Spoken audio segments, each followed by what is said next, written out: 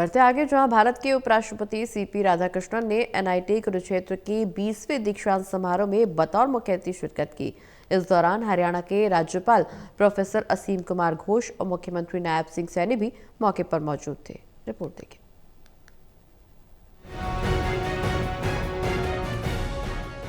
राष्ट्रीय प्रौद्योगिकी संस्थान में आयोजित किए गए इस 20वीं दीक्षांत समारोह में स्नातक, स्नातकोत्तर और पीएचडी के 1494 विद्यार्थियों और शोधार्थियों को डिग्रियां वितरित की गई। दीक्षांत समारोह में साल 2021 से 2024 बैच तक के अलग अलग सेमेस्टरों में बेहतरीन प्रदर्शन करने वाले विद्यार्थियों को मंच पर सम्मानित किया गया। इनमें 36 विद्यार्थियों को गोल्ड मेडल से सम्मानित भी किया गया। उपराष्ट्रपति सीपी राधाकृष्णन ने डिग्री प्राप्त करने वाले सभी विद्यार्थियों को शुभकामनाएं दी और युवाओं को आत्मनिर्भर हो रहे भारत को बढ़ावा देने की बात कही। साथ ही उन्होंने एआई जैसी तकनीक को बेहतरीन बताया और युवाओं को देश के विकास में एआई जैसी तकनीकी का प्रयोग करने का आह्वान भी किया। उपराष्ट्रपति सीपी राधाकृष्णन ने कहा कि देश के विकास में भावी इंजीनियरों का अहम योगदान होता है। अच्छी तकनीक का ज्ञान रखने वाले विद्यार्थी ही देश के विकास में सहायक साबित होते हैं। It has firmly set India on a progressive path of becoming a Vishwaguru, while shedding the colonial mindset embodied by Macaulay's education system that was largely in fostering a strong startup culture that encourages risk-taking, creativity and job creation.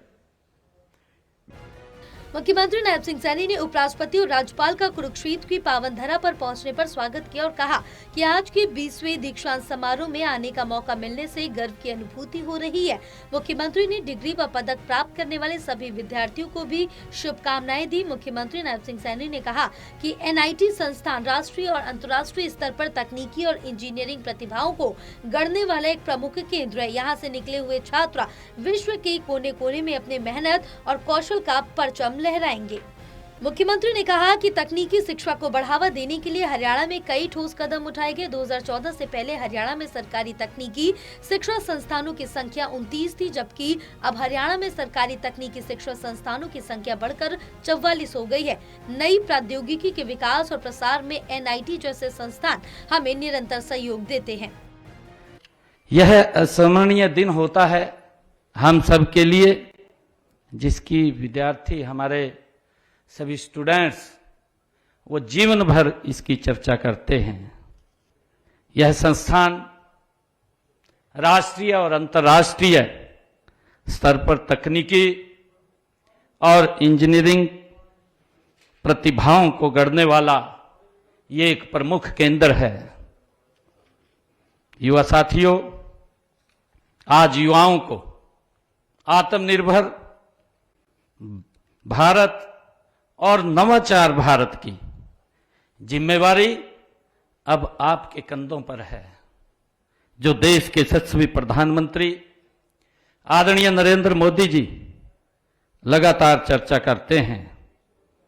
मुझे खुशी है कि यहां से निकले हुए हमारे छात्र आज विश्व के कोने कोने में अपनी मेगा और कौशल का आप परचम लहराएंगे।